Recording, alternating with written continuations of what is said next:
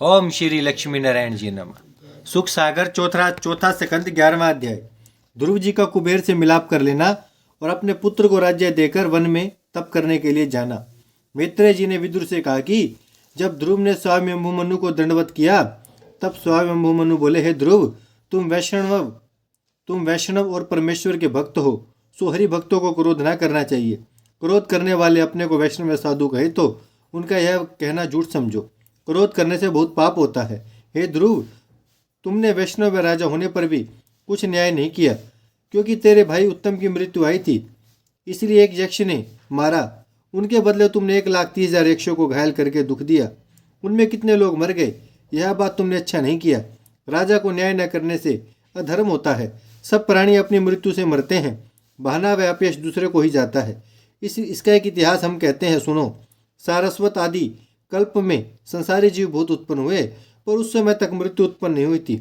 इसलिए जब पृथ्वी संसारी जीवों के बोझ से पानी में डूबने लगी, तब ब्रह्मा ने मृत्यु नाम की एक कन्या उत्पन्न करके उसे समझाकर कहा, तू संसार में जाकर बूढ़े व रोगी मनुष्यों को मार डाल। पर वह कन्या इस बात को अंगीकार न करके परमेश्वर का तप करने लगी।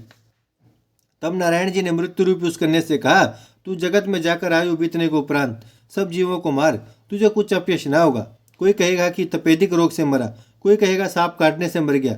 इसी तरह अनेक प्रकार से एक दूसरे को दोष लगावेंगे।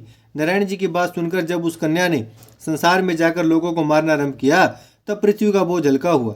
तुमने परमेश्वर का भजन किया है, फिर उनकी सृष्टि को मारकर क्यों अपराध लेते हो। ध्रुव यह बात सुनते ही अति लज्जित हुए और लड़ना बंद करके स्वयंभु मनु से विनयपूर्वक बोले, महाराज, मुझसे अपराध हुआ। यह वचन सुनकर स्वयंभु मनु बोले, हे ध्रुव, तुम इस बात की चिंता ना करो। उन लोगों के भाग्य में इसी तरह मरना व दुख पाना लिखा ही था। परमेश्वर की इच्छा अनुसार सब बातें होती हैं।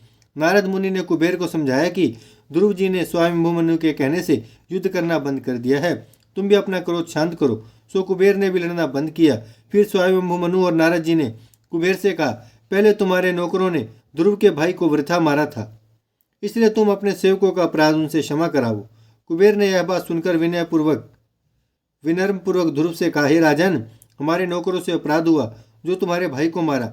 उसके बदले जो चाहो सो हमें दंड देकर उनका अपराध क्षमा करो। ध्रुव बोले कि आप देवता हैं, हमको ऐसा आशीर्वाद दीजिए जिससे फिर मुझे क्रोध न आवे और परमेश्वर के चरणों में भक्ति बनी रहे।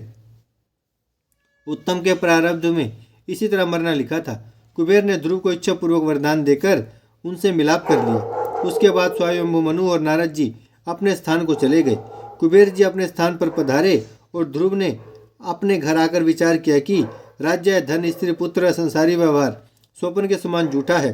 राजगद्दी पर रहने से काम, क्रोध, मोह व लोभ समय पाकर स्वभाव में प्रवेश करते हैं, इसलिए इन लोगों से विरक्त होकर हरि भजन करना उचित है। ऐसा विचार कर ध्रुव जी ने अपने पुत्र उत्कल को, जो इला नाम की स्त्री से उत्पन्न हुआ था, राजगद्दी पर बैठा दिया और अपनी स्त्री समेत बद्रिकाश्रम में जाकर परमेश्वर के तप पर ध्यान में लीन हुए। इतनी कथा सुनाकर शुकदेव जी बोले, परीक्षित, तुम्हारे दादा राजा युधिष्ठिर के यज्ञ में किसी ब्राह्मण ने सोने का थाल चुराया था। लोगों ने कहा कि इस ब्राह्मण का हाथ काट डालो। यह बात सुनकर युधिष्ठिर ने उस ब्राह्मण को राजा बलि के पास न्याय करने के लिए भेज दिया। राजा बलि ने कहा कि जिस राजा के देश में यह ब्राह्मण रहता है, उस राजा को दंड देना चाहिए। राजा ने इस ब्राह्मण को क्यों इतना दान नहीं दिया जिससे इसको चोरी करने की इच्छा न होती। हे परीक्षित, राजा को इसी तरह धर्म रखना चाहिए। उस ब्राह्मण का पूरा हाल महाभारत में लिखा है। ओम श्री लक्ष्मी नारायण जी नमः। 12वां अध्याय। ध्रुव जी का अपनी दोनों माताओं सहित ध्रुवलोक में जाना। मैत्रेय जी ने विदुर से कहा कि जब ध्रुव का तनु त्यागने का समय निकट पहुंचा, तब श्री भगवान जी के गुणों ने एक बहुत अच्छा विमान वहां लाकर ध्रुव से कहा कि नारायण जी ने यह विमान तुम्हारे वास्ते भेज दिया है, इस पर बैठकर ध्रुवलोक में चलो। यह बात सुनकर ध्रुव जी ने विचारा कि सुरुचि मेरी छोटी माता, जिसके ताना मारने से हम परमेश्वर का तप करके इस पदवी को पहुँचे, वह गुरु के समान है। मुझे कठोर वचन कहने से नरक भोगती है, वहाँ मेरे अकेले जाने से क्या धर्म रहेगा। जो मैं सुख करूं और मेरी माता दुख भोगे। ध्रुव जी इस सोच में थे कि गण लोग उनके दिल का हाल जानकर बोले कि तुम किस चिंता में हो। ध्रुव ने कहा कि जिस माता पिता के ताना मारने से मैंने यह पद पाया है, सो मैं चाहता हूँ कि नारायण जी से कहकर उनकी भी मुक्ति करावें।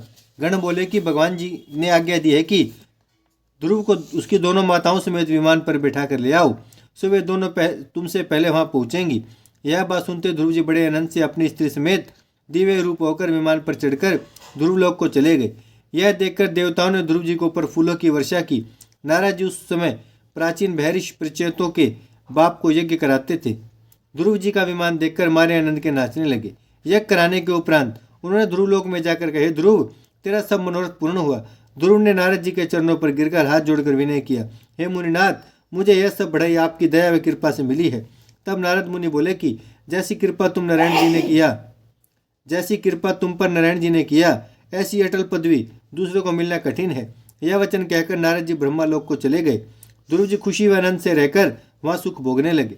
इतनी कथा सुनकर राजा परीक्षित ने पूछा, हे मुनिनाथ, प्रचेता लोग कौन थे, उनका हाल वर्णन कीजिए। सुखदेव जी बोले, हे राजा, जब ध्रुव जी बद्रिकाश्रम को गए तब उनके पुत्र उत्कल ने बहुत दिनों तक 7 द्वीपों का राज्य करके सब प्रजा को प्रसन्न रखा। फिर उन्होंने भी विचारा कि राज्य, धन, कुल व परिवार आदि संसारी सुख स्वप्न के समान है। जिस तरह मेरे पिता विरक्त होकर नारायण जी की शरण में जाकर कृतार्थ हुए हैं, उसी तरह मैं भी इस माया जाल से छूटकर परमेश्वर का भजन करता तो क्या अच्छी बात थी। पर घर वाले वैराग्य लेने व घर छोड़ देने के समय मना करेंगे। इसलिए उत्तम यह है कि मैं अपने को भौरों की तरह बना लूं। जब सब जानेंगे कि यह राज्य करने के योग्य नहीं है, तब उनके हाथ से अपना प्राण छुटाकर मैं परमेश्वर का स्मरण व तप अच्छी तरह करूंगा। ऐसा विचार कर राजा उत्कल भौरों की तरह बनकर बेप्रमाण बातें कहने लगा। उसकी यह दशा देखकर घर वालों ने जाना कि यह विक्षिप्त हो गया है, राज्य करने योग्य नहीं है। तब उसकी सम्मति से वत्सर नामक उसके छोटे भाई को, जो ध्रुव की दूसरी स्त्री से उत्पन्न हुआ था, राज सिंहासन पर बैठाला। उत्कल भौरों के समान घर में रहने लगा। कुछ दिनों के बाद उत्कल ने देखा कि राजगद्दी का कामकाज चल निकला। तब उसने एक दिन घर से निकलकर वन का रास्ता लिया और वहां परमेश्वर के तप व ध्यान में लीन होकर अपना तन त्याग दिया। ओम श्री लक्ष्मी नारायण जी नमः।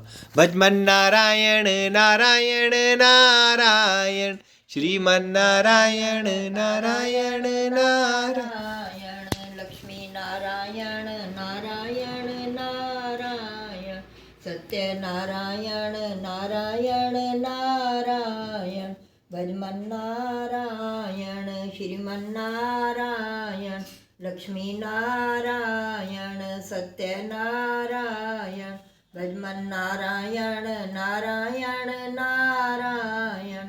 भागवत महापुराण की जय, लक्ष्मी नारायण भगवान की जय, गौ माता की जय, गंगा मैया की जय, गीता माता की जय, धरती माता की जय। हर हर महादेव, हर हर महादेव।